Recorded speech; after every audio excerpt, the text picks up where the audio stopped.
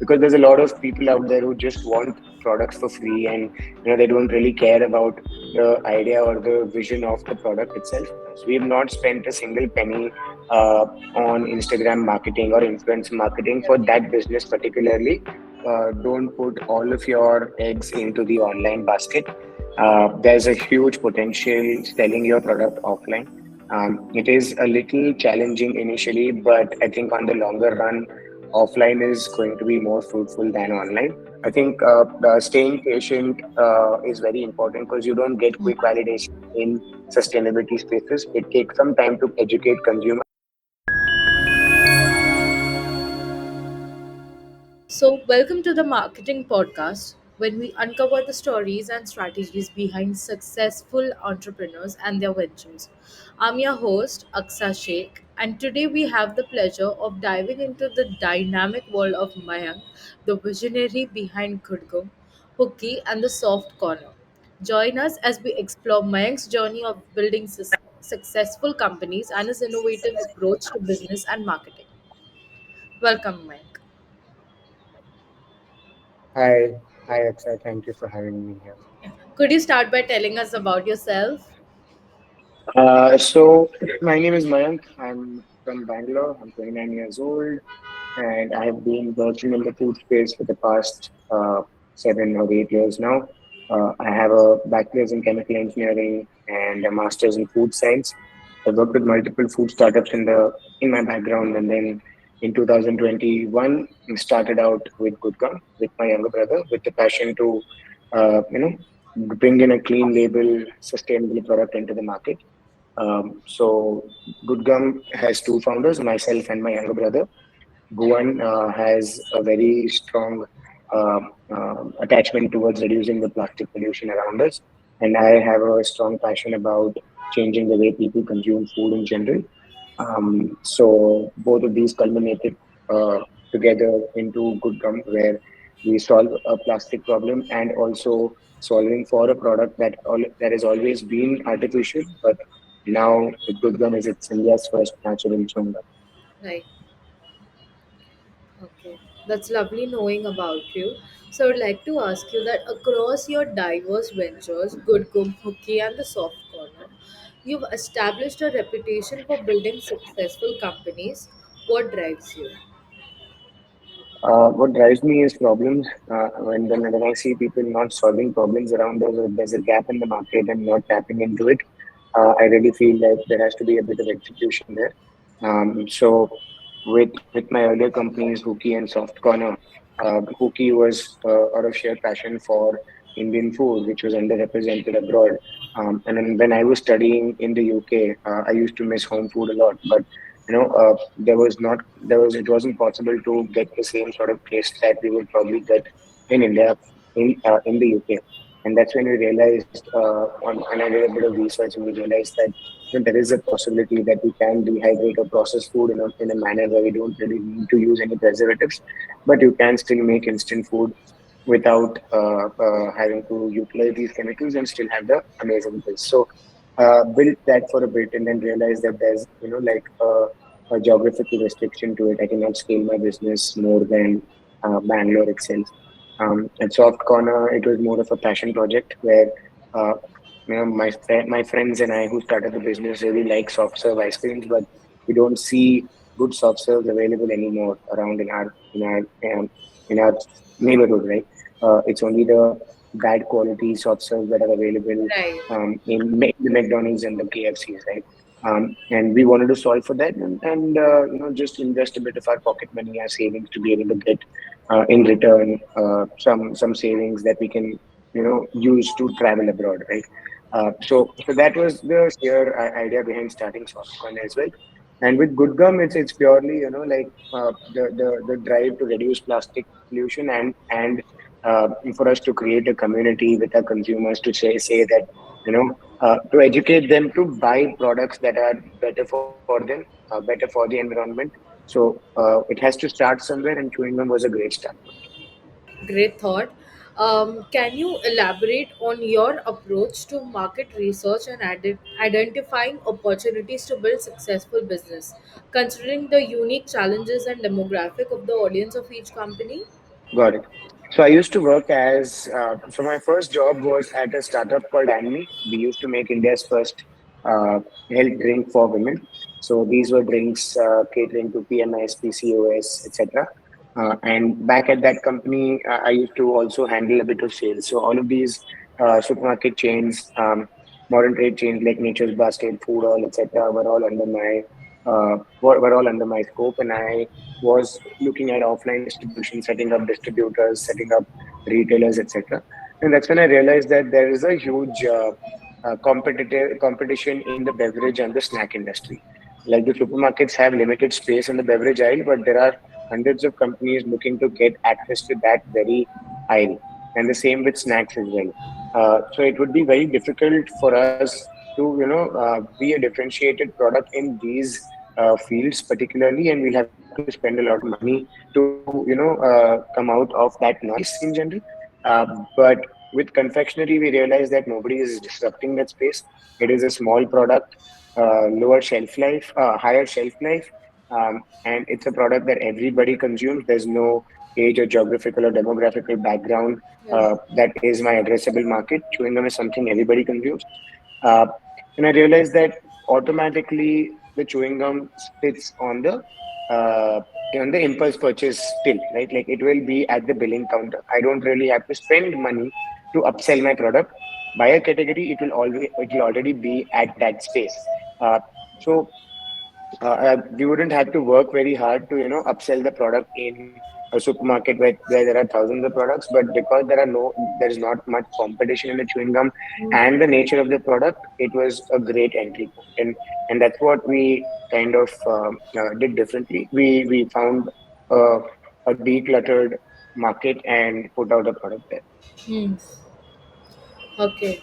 So, are there any common philosophies or core principles that guide your overall approach to business and marketing, such as focus on sustainability or empowering individuals? Yes. So, see, the first principle that we have as a business is we want to be profitable. We want to, have as many beneficiaries from our company as possible. It gives us great pleasure to, be able to run livelihoods of, 15, 16 people who look after the production, packaging, and dispatch. So Right. we want ourselves to be profitable for as long as possible and not really have some sort of runway where these people's livelihoods are at stake.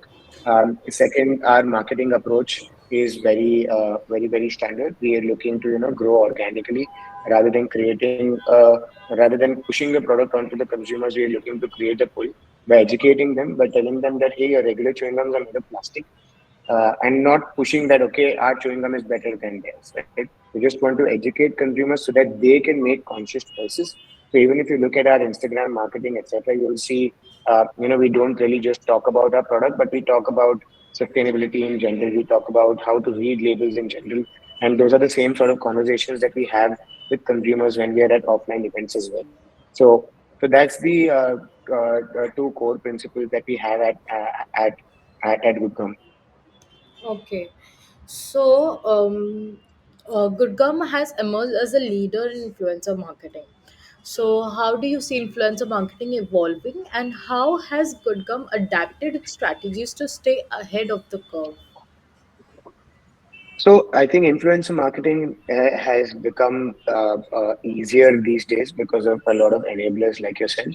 I think there's a lot of I'm a strong believer of micro influencers than macro influencers. So people with anywhere between 5,000 to 10,000 followers. These are people who started small, who have a strong community around their friends, family, neighborhood, etc. And these people have a very strong liking in their community. So I feel for a bootstrap company like ourselves, we'd rather invest in micro influencers than having to pay hefty amounts to macro Right. influencers where, like their demographic is spread across. But rather, if I want to sell a product in Bangalore, I would look at micro influencers in Bangalore and tie up with him rather than looking to go to a macro influencer who's pan India, right? So I'm a strong believer of micro influencers, and I think companies need to identify what suits them better and then base their strategy around it. Right. So that's what we've done. we really look at the sort of content that these influencers are putting out, and then really take a call on whether we want to associate with them or not. Because there's a lot of people out there who just want products for free, and they don't really care about the idea or the vision of the product itself. And those are not the people that I'd want to associate with. Rather, get people who really want to talk about the product or who understand the product, and get them to speak about the product. Okay, so that's your strategy. Yeah. So beyond influencer partnerships, GudGum's content creation resonates with your audience. What are some key pillars of your content strategy, and how do you ensure its relevance to your target audience? So I think we really Bhuvan basically makes all of the content, and what we have as an idea is we want to make content that we ourselves should look at, right? If it is just going to be photos of the product throughout my Instagram page, even I'm going to get bored of it, right? So we need to really create engaging content. Be up with the trends that are in the content space right now. Make reels with trending music, make reels with trending activities, and look to collaborate with people who can make such content, if at all we can't, right? Obviously, in-house making all of this is quite difficult, Right. but there are tons of people who we can collaborate with, and that's been the basic idea. Okay. So, can you share an example of a specific marketing campaign that aligns with both GudGum's brand story and value, and the needs of the brand you were promoting? So we did one offline sort of marketing that we also posted about on Instagram. One was where we went to a very busy street in Bangalore, and marked out every chewing gum stain on the footpath, right, with a chalk piece. Firstly, we took like a loop which said regular chewing gums do this, but good gum does not, with a QR code, just so that when people are walking on the footpath, they will look at it and they'll be like, hey, what is this circled or what is this highlighted, right? And people automatically started scanning that QR code. And people who didn't scan the QR code found our representative standing at both sides of the street and wanted to talk to them, saying what was all this about, right? And then we can have a conversation with them.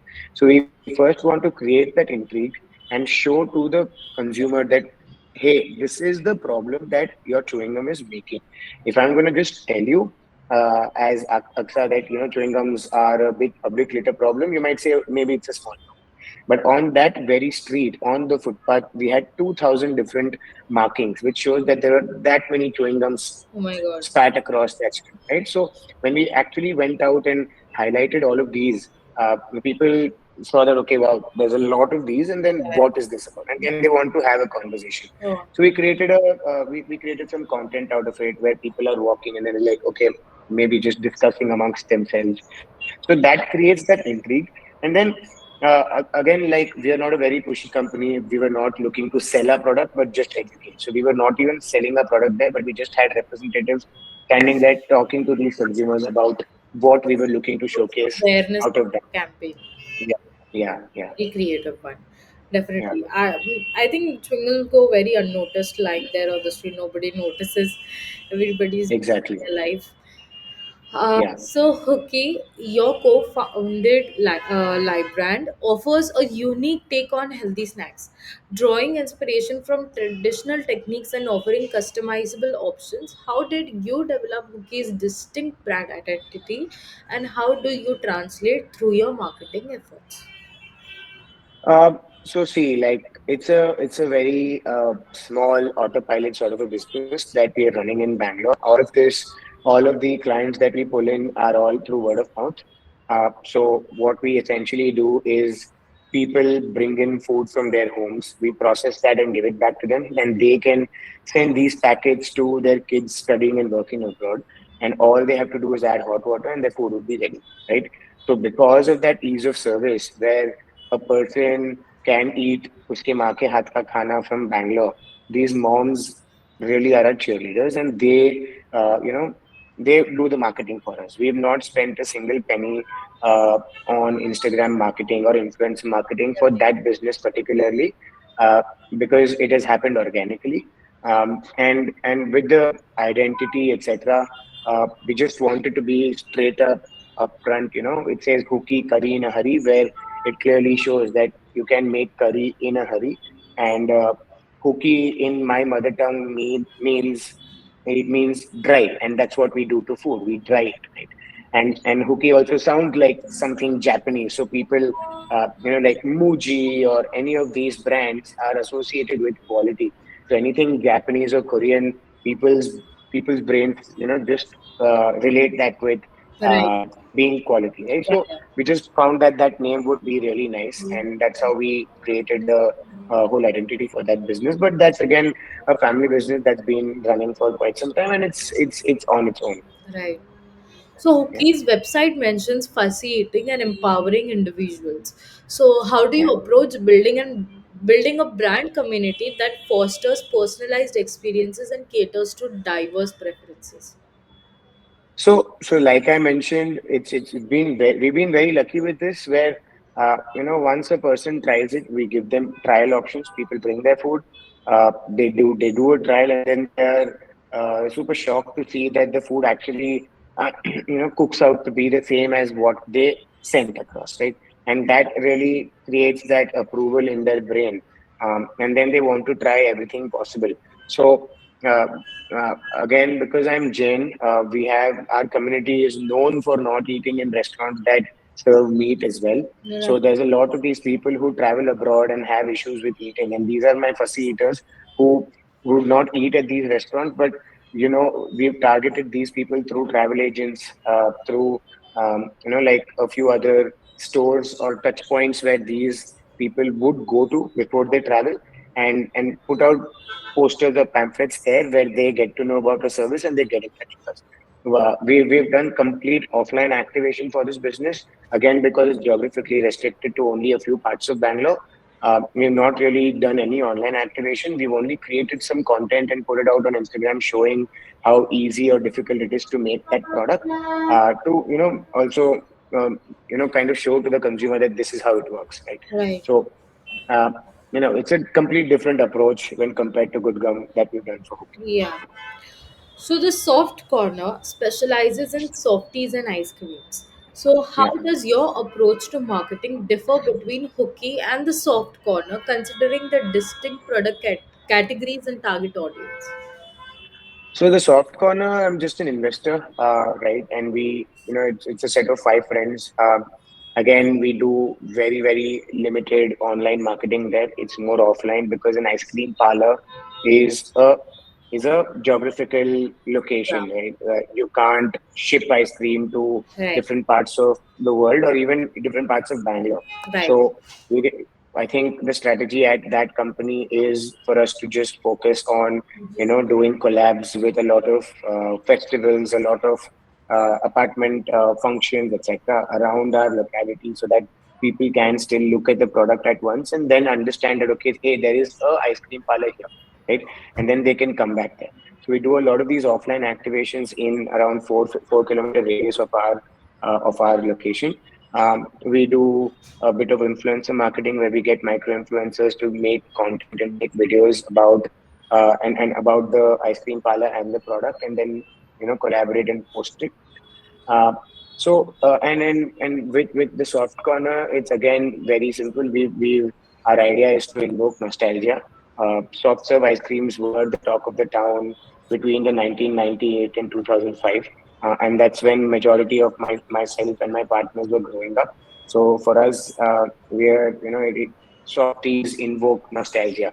So all of our branding, all of our products that we make are are looking towards building nostalgia and not just Instagram fad worthy Right. products. Like there's a lot of companies that make products that are Instagrammable, Instagram. but for us, That's yeah, a new but tag. we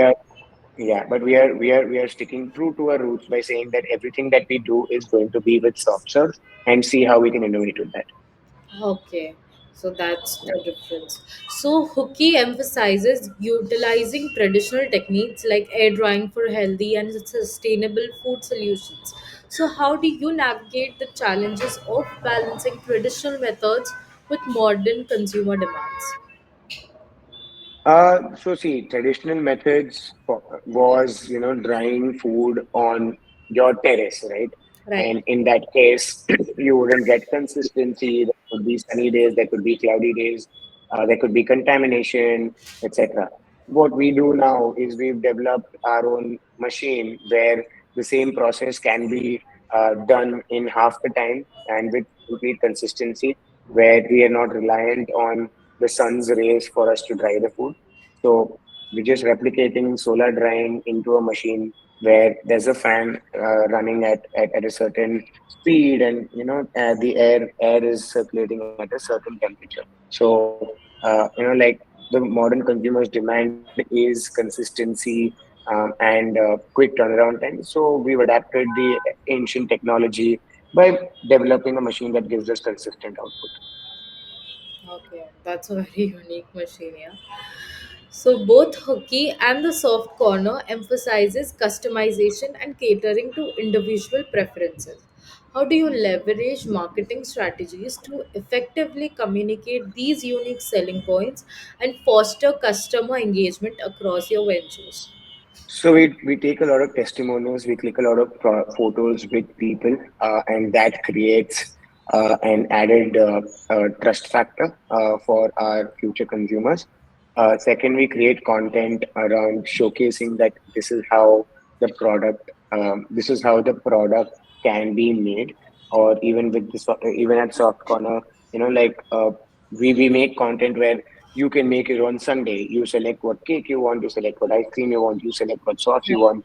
So this sort of content sits into the person's brain, and they understand that, okay, I'm not going to go into Soft Corner and just buy a sundae, but I get to decide what I'm eating, and I can completely tailor make.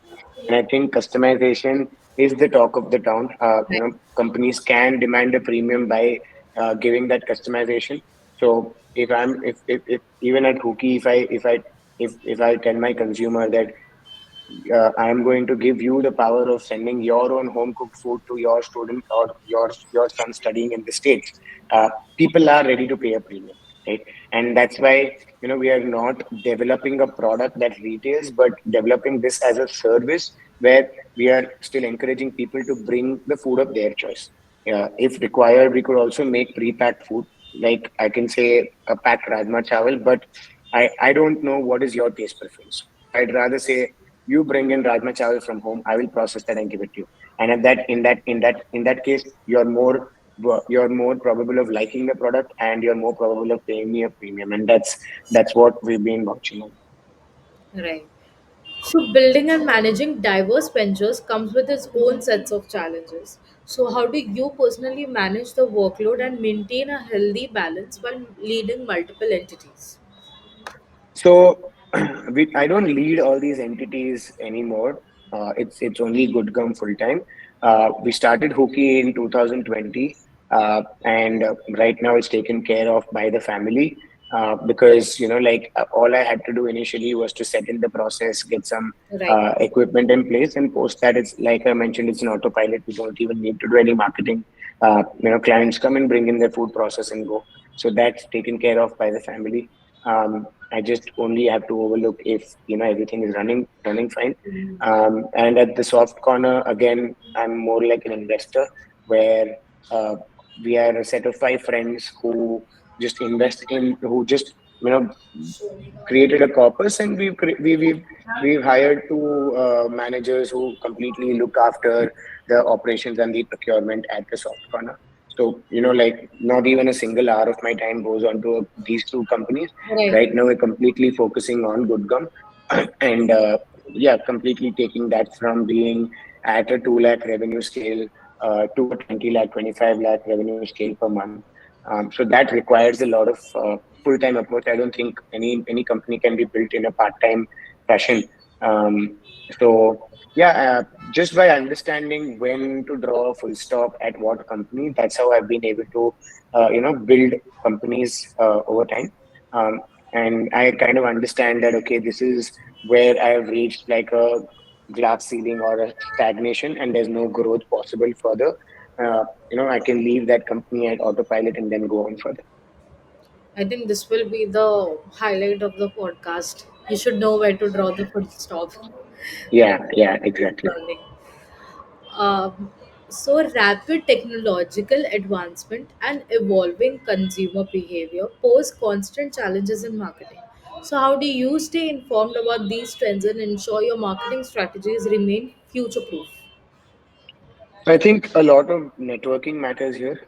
We make sure as founders, as teams, to go to a lot of these networking events where Right. founders can meet enablers, enablers can meet other founders, because only by talking to people is when you realize what somebody's doing differently.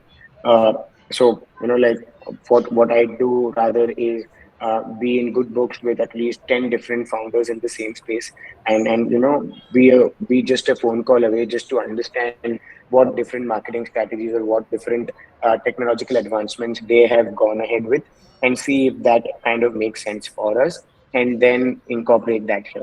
So every time there is a company pitching their service to us, we are happy to take a demo call just to understand what they do, and not necessarily buy into that service right away, but still, like in a future, when we think that there is a requirement for a service as such, we would know about the company and then reach out to them. So I think staying informed is only about networking and staying active, because if at all people are approaching you and you don't respond to them, then you will not stay updated. But yeah, and I think D2C has changed a lot in the last 10 years. People, just for a small example, like people expect to know where their product is.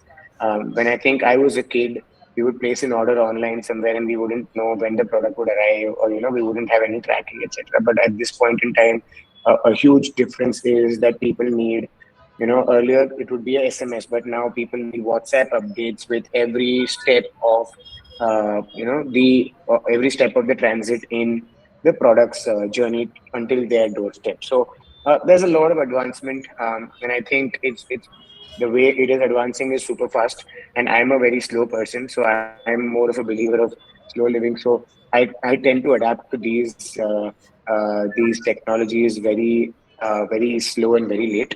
But I think building the team for that would really change that. So, Yeah. what advice would you give to aspiring entrepreneurs looking to build successful brands in today's dynamic and competitive landscape, particularly those who want to focus on sustainability and social responsibility? So, firstly, as a generalized statement, I'd say don't put all of your eggs into the online basket. There's a huge potential selling your product offline. It is a little challenging initially, but I think on the longer run, offline is going to be more fruitful than online. Again, I might be wrong, but at least for my product, I have understood that This is a very what controversial topic. yeah, it's a very controversial topic, but I think for a chewing gum, I understand it's a very, impulse purchase or a quick validation sort of a product. People don't go and log into their Amazons to buy chewing gum, but rather it's a very quick commerce product, or you're at a cafe and you see the product and you buy sort of a product. So for me, I think offline is the way to go. So my advice to founders is to first understand their consumer journey, identify where the consumer is, and then make strategies, right? You come across a lot of such companies where the product market fit is slightly conked off, where they're trying to sell a very offline product online, or they're selling a very online product offline, right? So that sort of identification of channel is very important. I think omni channel is the way to go. We're a 50% online, 50% offline company, but because I understand chewing gum is an offline product, I am going to take that offline punt a little stronger than online. And for the people who are in the social or the sustainability space, I think the piece of advice would be stay patient. For 2 years in business, we completely grew our business out of the profits that we churned out of ourselves. We did not raise any funds at all.